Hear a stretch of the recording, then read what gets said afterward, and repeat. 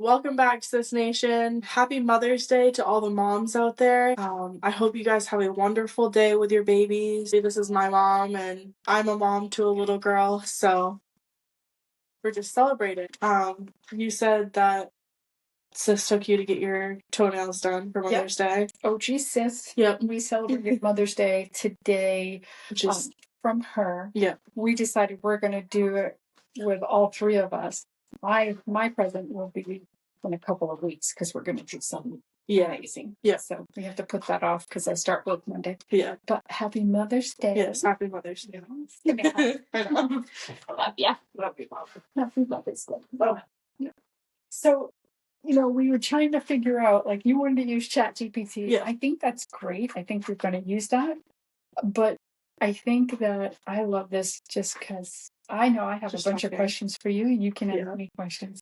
I think I love Mother's Day for you, sis, because you wanted to be a mom so bad. And I can remember you were having trouble getting pregnant with fertility and, like, that struggle. I can't imagine. That's a podcast in the making. I was just going to say, that's a whole other podcast. It is.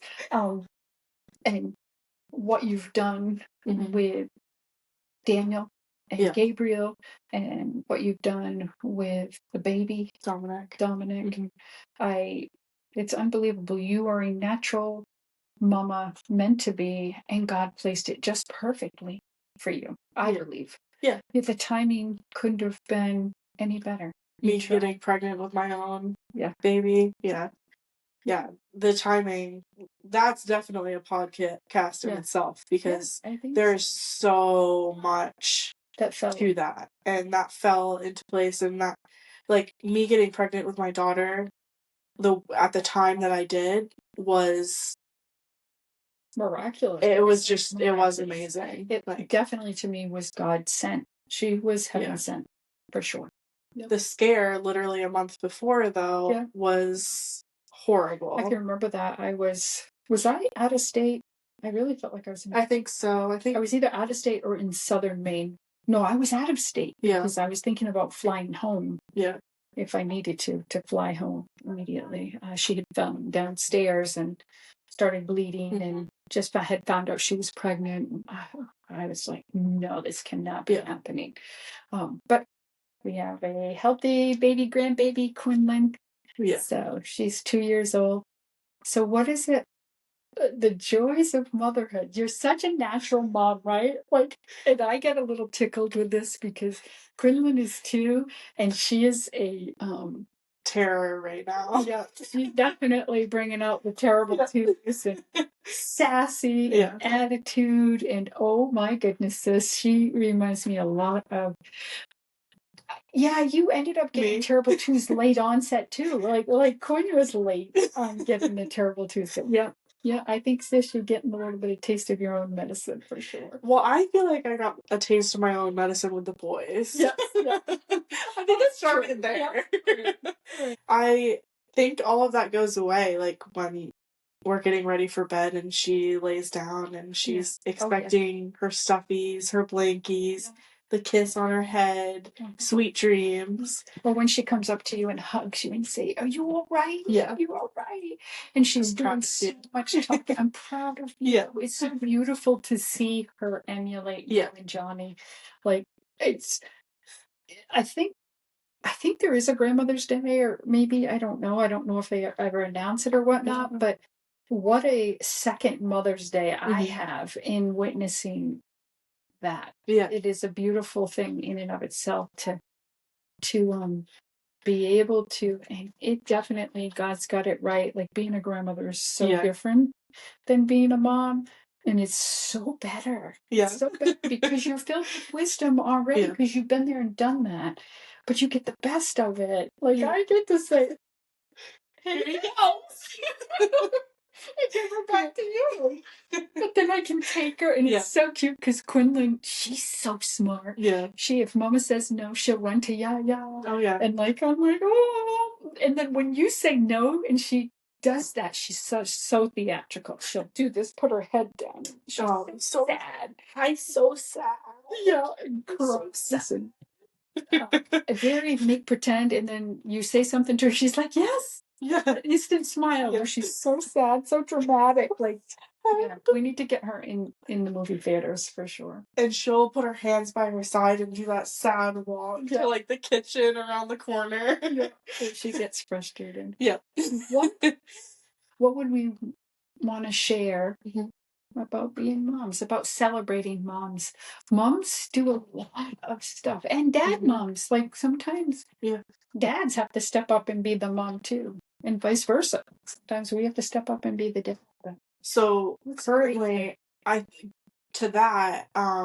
a stay-at-home mom right now, and I thankfully get to stay home with my baby and get to be really like that stay-at-home mom, and I love that. Yep. And I've told you to enjoy this time. Yeah. Take this. This is a blessing in disguise of how you got here, but take that. Yeah. It's great. I love that. Yeah.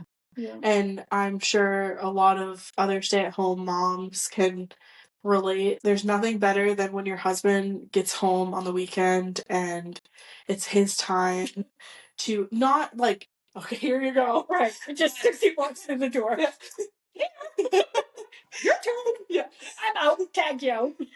But it's so nice to be able to like see him interact with her too. Yeah, it's beautiful. It's like it is the so grandmother beautiful. Watching you interact, or Johnny interact. Yeah. And her interact back to you guys. Yeah. It's my favorite. Like, I love weekends when we're all together and I get to see how he reacts to her attitude and how he reacts to, because he gets to put her to bed on the weekends because he's not home. He works nights, so he's not home when she goes to bed. Yeah. So it's really funny to see how differently she reacts too, because she's like, whoa, this is like not the routine. I think that's one of my favorite things of being a mom. Other than that, like you being my only mom and the only one there for me all growing up, like just watching you be so strong and trying to implement that into Quinn. I remember as a teenager, I was a terror as a teenager, and I think she was more of a terror, and you were a terror. Yeah, but I think you were more of a terror that you remember you shared with me, because I learned a lot of things about you that I did not know, and I thought I knew, but I always found out, and I would always tell you, don't lie to me, sis, because I should find out. I will find out somehow. I will find out. Yeah, I would go back to my room and I pray, please God, protect her, keep her safe, and just show me what's going on. But also, as you know, you watch out for the boys. You watch out for your friends' children. Yeah. And it's just a network.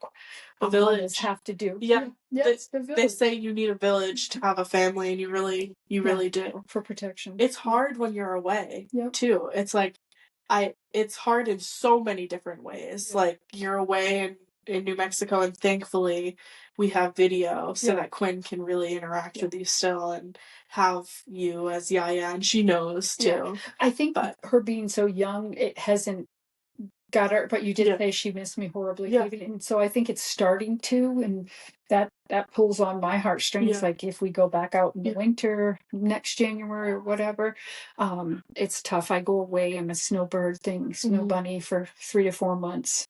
Usually from January, get out of here for the winter.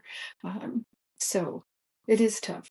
One of the things that you had talked about, what we got for that communication, even if it's just your house, grandma to mom's house, is we got the 21-inch screen for Alexa. And oh man, that has been amazing. That has been a godsend. And Quinn, she's so cute. Call Yaya, Alexa. Call Yaya. She'll hold my button on my iPhone and talk to Siri too. Yeah. Call Yaya. Yeah. And I try to remind her, call Yaya on speaker, because she'll forget she's... she called me and I'm talking. Hello? Yeah. That's so cute. Yeah. But, and you spoke to like being a mom and just doing, like, you never realize that as a mother, when you look back, it's never a job. It's never hard work. It's kind of autopilot. You just do, as a mom, as you guys know, we just do whatever it is that's needed to be done to protect your children, to keep them safe, and to bring them joy. And I swear, majority of moms just want to give their children a better life than they had. Yeah. Right. And to a certain degree, that's wonderful because we learn from the mistakes that our moms made or that we made ourselves. We try to do it better the next time. But there has to be some kind of balance there because I remember spoiling the crap out of you. And not only did I, but my whole family and the people that I was around. Like I can remember you'd have 5 Christmases one year. It's like, what? What? I loved it. I loved the joy that brought. But hindsight, I'm thinking, wow, I taught you a lot of stuff about material things, and that just goes by the wayside. So there's some things that you do and you learn, and hopefully you don't.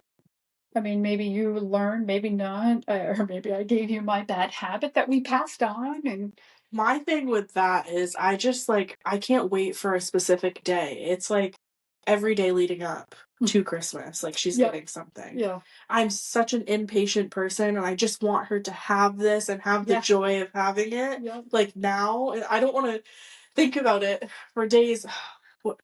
When do I get to give that to her? Yeah. I do the same thing for you guys. Like if you need anything, like if I got the money, you're getting it. Yeah. Like, oh, I get it.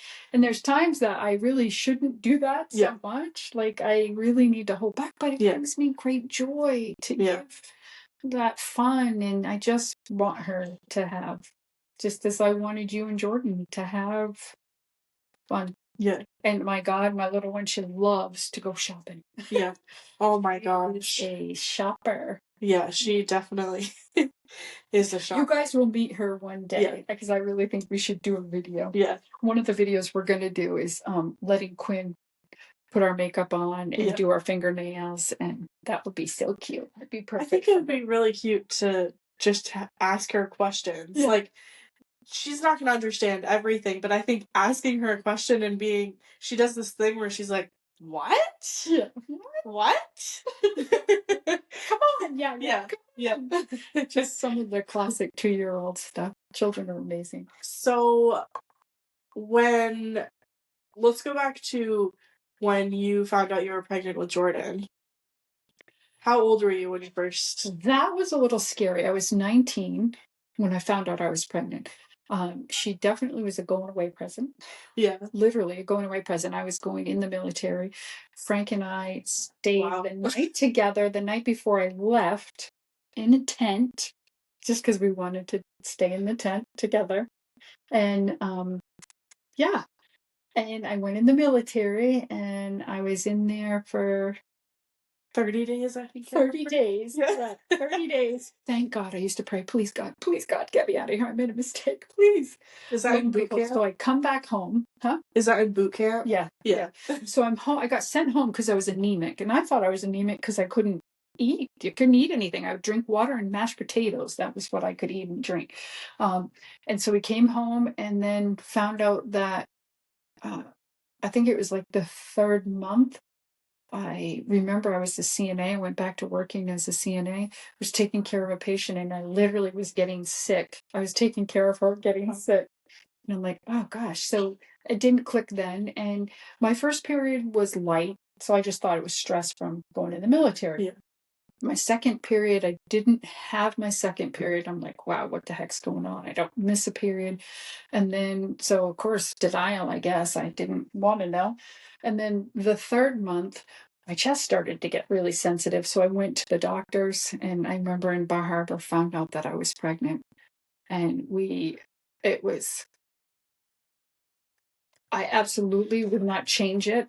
You know, my Jordan OG sis. Yeah. It's the best thing that's ever happened. Yeah. But at 19, finding that out, that was so scary. Yeah. Like I was clueless, but it never changed my determination of wanting to provide for my family. And I wanted to be a doctor. And I started school, went right to school. That September, I found out I can't remember, maybe May, June. No, June 10th I went in, so I found it in September, or I got home in September, so July, and was back home. I was in school in September. That same year, I was in pre-med. Yeah. So I went to school for 3 years, realized I had Jordan, didn't want to be in school for the rest of my life, and switched over to nursing. So that was the joy of that. And I can remember one big thing of motherhood, when I'm sure if you have another baby, you will feel, I wonder, I'd be curious to see if you'd feel it. I loved Jordan so much. Like, she was my everything. Like you were with Quinn. And I could not imagine how do you, the biggest question I had as a mom then is, how do you share your love? Like, how could I love another human being? Like how could I, as simple as that is to say, what? But back then, I mean, that was 8 years when I was pregnant with you. So Jordan was 8. And I just could not imagine. There's no way I'm going to be able to love another baby. Like, and it wasn't like it was her or you, or I just could not imagine it. Could not imagine how. And it was the best. It was 8. They were 8 years apart, and so Sis was in school, and I got to be with you. So I got to be your mom too. I didn't want you to take away from Jordan. And I didn't want Jordan to take away from you. And the 8 years apart was amazing how that worked. Yeah. Now, my sister, on the other hand, growing up was not very nice. So, I thought she was such a big mama to you. She was like big mama. And then when she was 16, I could remember Sassy and 16. Started. Really, because you kept getting into her stuff, like her makeup, and you destroy stuff. Like, so she spill out her all of her cards, or Pokemon cards, and that remember she got lost. And so before I was like a thought, oh, I want to have a baby. Did you want to have a baby before the 8 years? No. I knew that I will not have another baby until I was married. So it definitely was getting married to your dad, and then we had you, and it was awesome in the beginning, and not so much afterwards, as you know. But seriously, Sarah, what he did was a gift to you, because he couldn't do anything better. And I don't mean that in a negative way. I mean that in a really good way. That's all he could do. And it was the best. But it definitely made me, again, you don't, just as you, anything that comes your way, if you want to find your strength, let it happen to Quinn. Right? Let it be something that could affect Quinn. And watch out what you can do. That makes you dig deep inside. And I have a grandson too, and he's going to be 14 this year. I can't believe that's crazy. And that's in just a few months. Yeah. And he, I have been blessed. You and Jordan are the best moms ever. And I'm sure every mom says that about their kids. But we were very lucky. I had the best mom. Happy Mother's Day, Mom. Yes. In heaven. And I never knew it while I was here on this earth.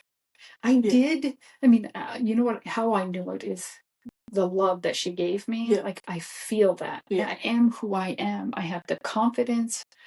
Why I have my confidence is because the love that my mom gave me, the love that Dad gave me. But really, so much that Mom did. And she was the bestest stay-at-home mom. But I turned that against her. Like, you stay at home, Dad works all the time. You do nothing. Are you kidding me? You do nothing as a stay-at-home mom. That's what I told my mom.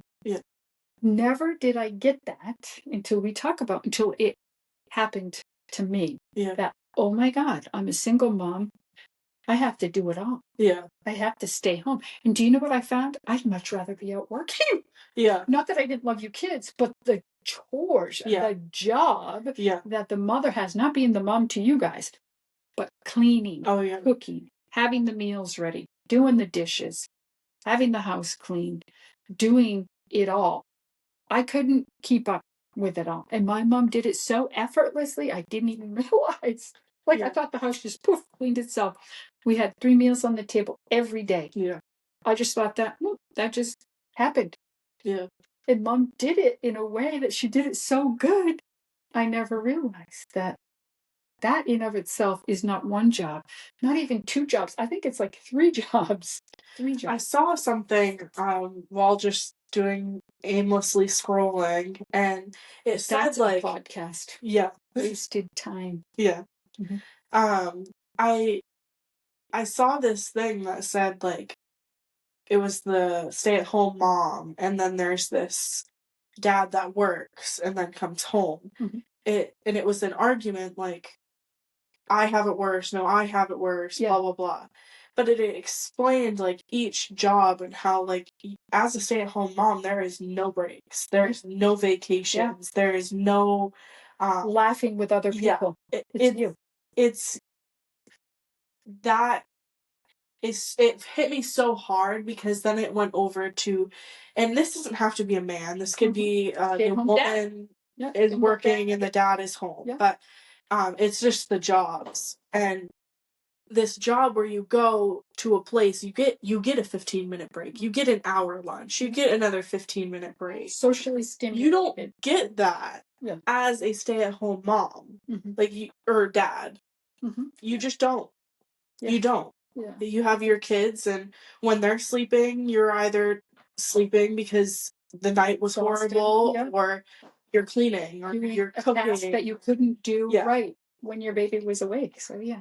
And it was really eye-opening. Mm-hmm. And because I feel bad for like my husband, because he works, and I feel bad because he comes home and then he's right in it too. Yeah. But to remind myself, like, it's almost like his getaway and him working at his job and still providing, but him also getting breaks at his work. Yeah.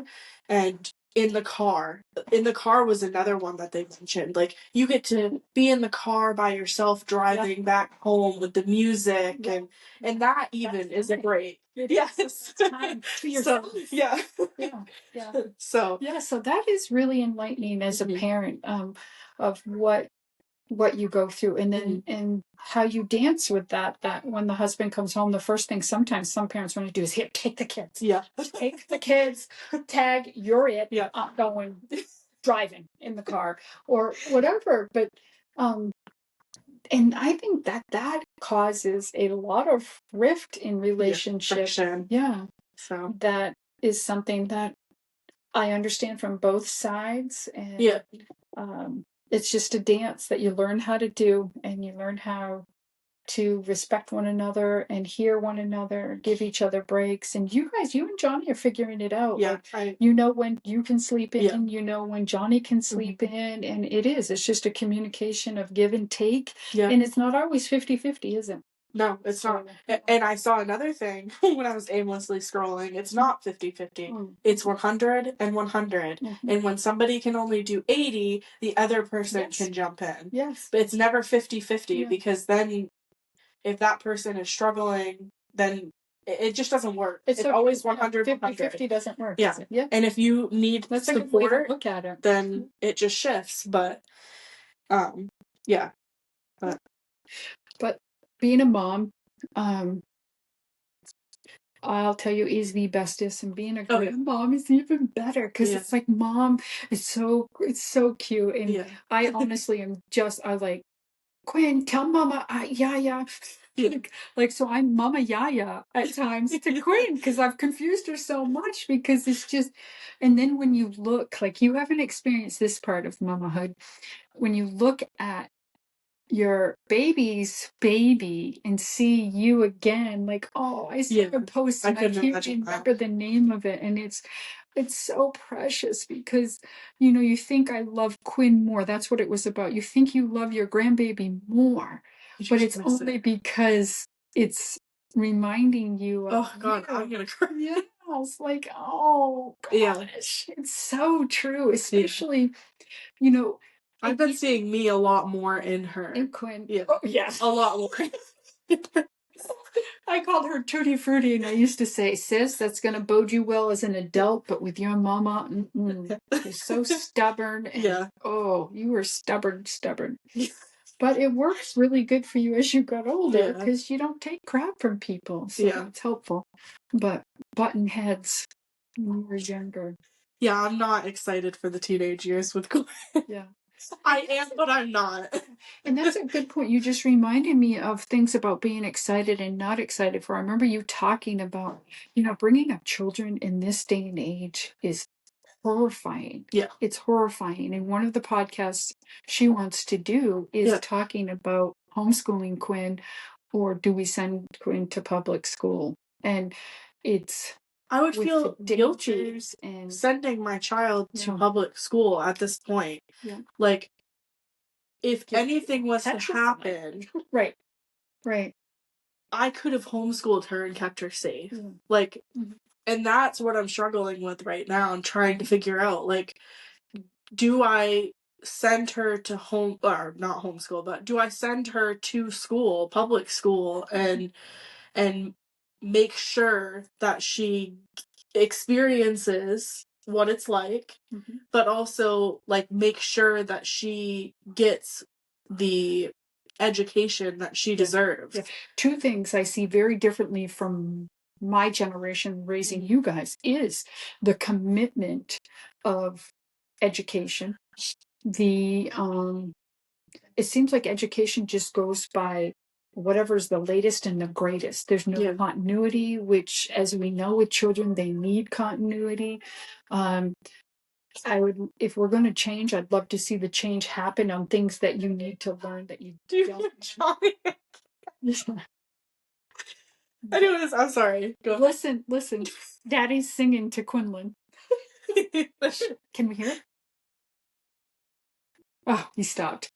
But so education and safety. It used to only be back then you worry about bullying and you worry about not fitting in and not being part of a friend group. So I felt as a mom that I would go and I'd volunteer in school. I'd be more in school with you, and I did.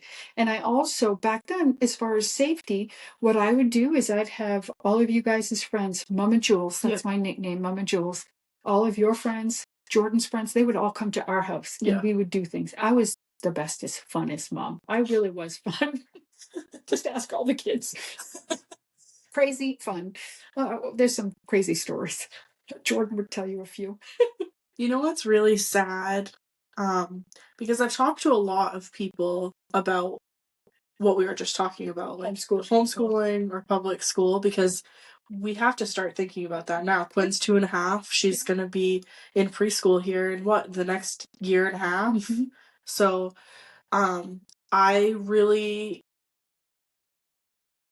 have been trying to talk to a lot of my friends, like Celia and Kayla, and what they think. And their kids are in public school. And if you are in public school, that some people don't have this option. Yeah. They don't have the option to even think about this. You got to work to make money for your home, and you don't have the opportunity to have somebody stay home and do the homeschooling.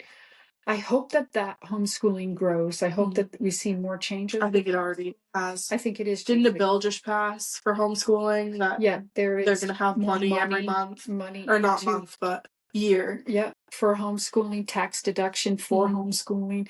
It just, even as we're doing this podcast, not even a week ago, I think it was this past Thursday. 2 days ago, Biddeford school system had a huge scare, a near miss, like a near casualty, like mass casualty. Why is this happening? I think it's just the mentality, and instead of being angry with somebody and slapping somebody or punching somebody, kids, adults, they're bypassing that. It's such anger. There's a level of anger, and it supersedes anything. It's a phenomenon. I think seriously for me, it's like the good and evil. I think evil is becoming more pronounced, just as God and heavenly stuff is becoming more. People are becoming more aware and saying they need God more than ever. But as you see that growing, I also see that the heightened negative darkness of this world is occurring, just like COVID and that bioterrorism and the school bombings are much more, school shootings, school stabbing, all of that. And that's how they handle it. And drugs, you have to worry about the teachers. Everything has moved up. Yes, teachers and teaching things to your children that weirdos are no, yes. That you have to worry about that in schools. Like, I've seen a lot of that. Like, weirdos in schools that are talking to your children outside of school, and they're young. They're like 12. Yeah. And some of the things that are happening in school systems, there is no normalcy either. In my OG sis, we were talking about this. There is no normalcy anymore, and things that happen just for children. Like, I had a friend who had teenagers in high school just 2 years ago, and they're having sex in the bathroom during school. Maybe it happened when I was younger. It definitely didn't happen with me, and maybe I just was naive to it because I really was clueless. I was a sports. Yeah. But what? And the mom went to the school, and the school said, "Well, we can't be everywhere." Oh, yes, you can. You put a hall monitor, you put them in the bathroom. Yeah. And the doors are left open. Yeah. And you're in your corner, and one person goes into the door. Yeah. That's how you handle that. Like, how is it that it's okay? Like, there's so many things. There's no true north anymore. Everything's okay. Yeah. And I can't be everywhere. It can't be everywhere. We can't do everything. And then even if, and the breakdown of family, I mean, this is huge. And this again is it'll be a whole another podcast. Yeah. But that is motherhood. And those are another area that you have to think of being a mom. But to love your children, to give them a great balance, to what is your goal? Let's end on this. What is your goal as a mom for Quinn that you want her to, where you want Quinn to be from what you can give her? What do you want to give Quinn? I want her to especially, I always want her to know this, but I want this especially in her teenage years, to know that no matter what happens, I will always be here for you, and I will always be your mom, and to not be afraid to come to me with literally anything. Right. And to tell me everything. I don't want her to hide things from me because she'll be mad, or I don't want to get yelled at. I don't want that for her. I want her to know I can go to my mom for anything, and she will be there to support me however way she can. And yes, she might be mad sometimes, but no matter. You might get grounded. Yes. Or in trouble, because that is a consequence. Right. Your behavior has a consequence. I remember saying that to you. Do you remember any of that? Well, I know that that's what you would want me to do. Right. But as a teenager, you're like, ew, parents. Yeah. I tell her I'm gonna get in trouble. Yeah, I don't want to get yelled at. Mama always found out, though. Yeah. Thank God. And sometimes as a mom, you learn how to give your children, I believe, as you start aging and getting older and becoming a young adult, you start giving them the rope that they can take and see how far they take it, and let them make mistakes. And we've even started talking about this because you're a classic mama. I did the same thing with Jordan. You're the second child, you learn. You didn't get it so easy.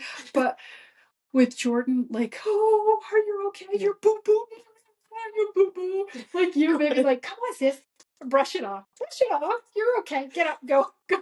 Twin. It's so funny how you change. Yeah, you hear that, sis? Tougher. Yeah. But sis got it tough because I practiced on her. Right? Like I learned things. Oh, okay, that works good. Yeah, that doesn't work good. But I can see that already in Quinn. Like she will like trip and we'll be fine. But she'll be like, Mama, boo boo, see, and she has like a sock on. I'm like, oh. Yeah. But you still have that first mama response of, oh my God. It's almost like you would see something that you just have to call the ambulance, 911, like now, and she stubbed her toe. Yeah.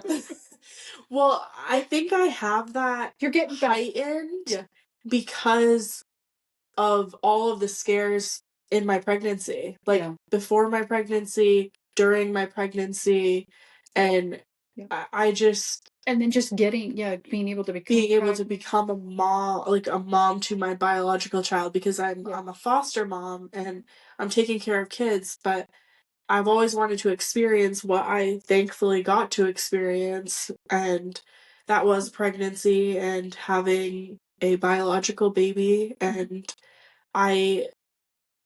as a parent, I know we've talked about this, like your biggest fear, God forbid, if anything were to happen to Quinn, like how do you handle something like that? Again, that's another one of those things that I could never speak to that. And I can't even imagine how I would handle that.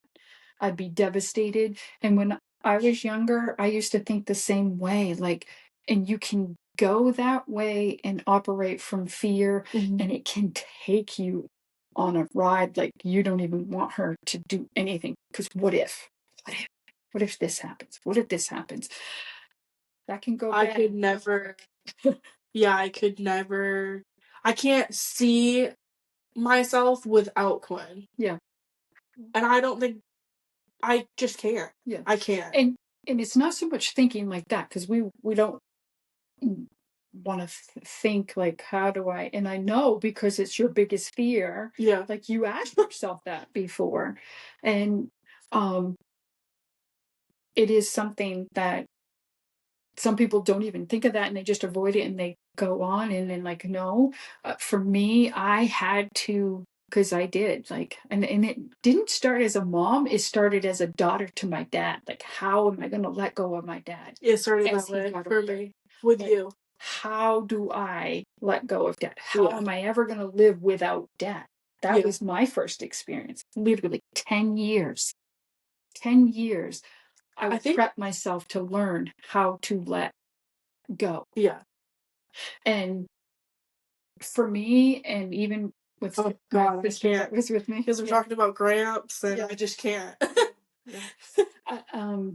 It just, God has a way of working everything out. Yeah. When Bampy passed, I could not imagine it. Definitely not being there, holding his hand. I knew I would be, but how beautiful it was. Like, what? How could that be so beautiful? How could I have such peace? Yeah. And for me, God gave that to me. And it's just like, God, what if anything ever happened to you? What if anything ever happened to Jordan? Yeah. What if anything happened to Hugh? What? I would be devastated. Yeah. Fears come up of your children. Fears of going to school, sending them to school, and them not returning is very real chance this day and age. It's a real chance. Guilt. And I feel guilt. It's no longer talking bad about someone. It's you tick the wrong person off, and they're going to shoot you or you. Or and it's just a ripple effect. When one shooting happens, where's the next one going to happen? Because it's that copycat syndrome, isn't it? It's like one school does it and people are learning, they get accolade somehow. And he said that, like, somehow people feel that there's so much attention given to that after something crazy like that happens, that people feel that in a sickly way it's sensationalized and they're a hero. Because not because they're a hero in a normal person's eyes, but their name gets on TV, they're over and over and over again. Yeah. So, but anyways, back to happy motherhood. But there are real fears for sure of being a mom, and we just can do the best we can. And I know for myself, I can't do it by myself. And like, you can't. Yeah. I'm so grateful that I'm here, that I can help you and Jordan out in any way that I can in that part. My parents were there for me. That's a blessing. I remember my friend Diane, she just had herself. She did not have family. They lived in Canada and she was here by herself, and it was really difficult. Her sister lived far away. She was a help, but it was hard. I cannot imagine doing this by myself. I was very lucky in raising you. Mom and Dad gave me some time so I could have a little bit of time for myself. I didn't need much, but I always knew I had Mom and Dad. Yeah. And I hope that you always know you have me in whatever capacity I can be there for you. So definitely. We know that, and Quinn knows that. I love go to Yaya's house. Yeah, I love being a mom. I love being a Yaya. Jordan was the one that came up with Yaya for Hugh, and I love that. There's no Greek awareness. I think Jordan just heard Yaya, and I've been a Yaya to Hugh for almost 14 years. Yeah, that's crazy. That's crazy. I can't believe my nephew is 14 years old. And that's the only nephew I'm gonna have. That's the only. Yeah, I know. Jordan doesn't want to have any more. Jordan and Mikey, I think you guys should reconsider. I want to have more grandbabies. I know. Well, Johnny and I definitely want another one. Yeah. It's, yeah, we definitely want to. I just need to get my health better, and we definitely want to have another baby. Nice. Like 4 more. So on that note, thank you for tuning in. Happy Mother's Day, sis. Happy Mother's Day. I advocate for moms to remember. It was heart-wrenching to me when I realized it. As a mom, we totally operate sometimes automatically. We just do whatever is in front of us. And I can remember this lady had asked me, I was working in the ER and I was taking care of her, and we had time, we had conversation. She goes, Julie, what makes you happy? And I told her, I said, well, she goes, I want you to draw me a diagram of all the roles that you have in your life and what makes you happy. And I said, okay. So I drew a cross. It worked perfect.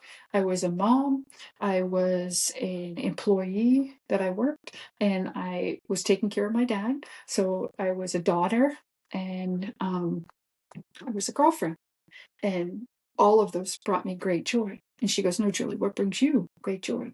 And I'm like, I said, I get great joy being a mom. My kids are the best.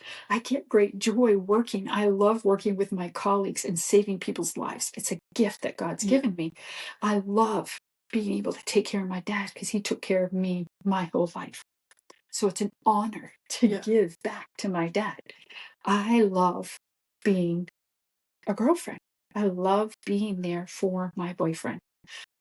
She says, Julie, what brings you great joy? I was like, this time, the third time, I was thinking, why is she not understanding?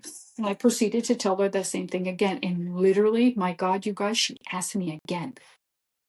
And I started to get angry. And then all of a sudden, the light bulb comes on. And I said, oh my God. Literally. What brings me great joy? I listed all the roles that I did and the joy that I would receive from them, but it wasn't me.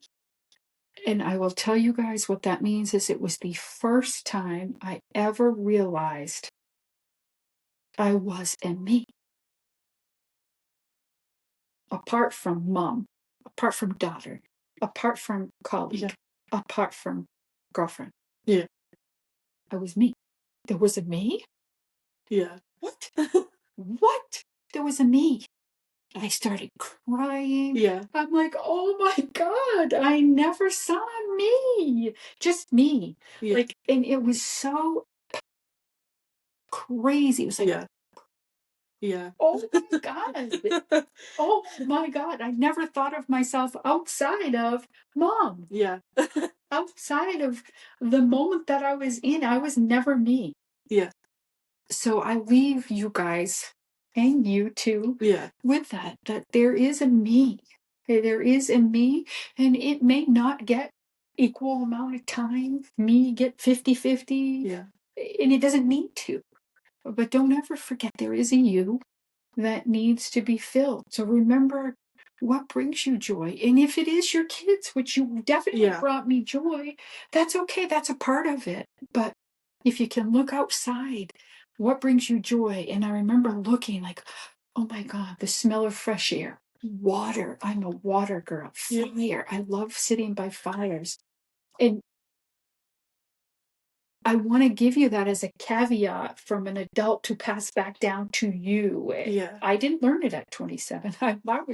It was probably in my 40s. Well, I had Bambi. So in, 40s, late mid 40s, I learned there was a me. So for 45 years, I'm operating from a role rather than myself, like a self. Like, and having that piece as a self. So I give that to you, that little bit of wisdom that you are very important, and there needs to be time for you. Like you go out with your friends, that needs to happen. And I would do that. It wasn't that I didn't do certain things for me, but I never thought of it as a priority. Or a piece of on my cross. Never did I put myself, just me. What would I give? I would always give away, but not to myself only. Some people can feel guilty or feel like you're selfish. It's not selfish to care for yourself. You can't pour from an empty cup. Yeah, absolutely. And it's a piece of wisdom that we really need to talk more about of just being a human. You have to be your biggest cheerleader. You have to fill your cup, and you have to do it. Not getting it from you, not getting it from everybody else. Because if you don't tell me, then I lose it. Right? That's my whole source. If you don't tell me, I don't have anything. Because you didn't tell me today. So I don't got nothing. Happy Mother's Day. Happy Mother's Day. Yes, love you. Thanks for being the best mom ever. Yeah. Thanks for being the best mom to my grandbaby ever. And Jordan, thank you. Oh, geez, sis, for being the best mom. Sis. She is amazing. She has so many. I learned a lot from different her. qualities. We were talking today about consistency, and she's so good. And I'm like, sis, I think you learned that from. I was consistent, but it was chaotic consistency, meaning there was no schedule.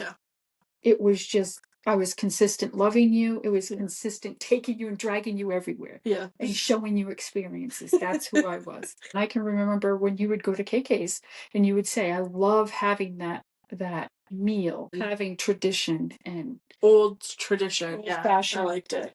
Slower pace. That's okay. I was not that way all the time. I mean, we had consistency. We had like Easter egg hunts. I mean, there was definitely consistency, but not that type because I wasn't a stay-at-home mom. Yeah, we had traditions. Different. It was just very different. Like old. Being able to stay at home, and there's a blessing in that. So, hopefully, again, I always try to help and share that there's no judgment. There was an awful lot of judgment about stay-at-home moms and how differently it was because they're not making a paycheck. Oh, those babies are always taken care of, though. Absolutely. All right. So, God bless. Take care. Yes. Bye, Sis Nation.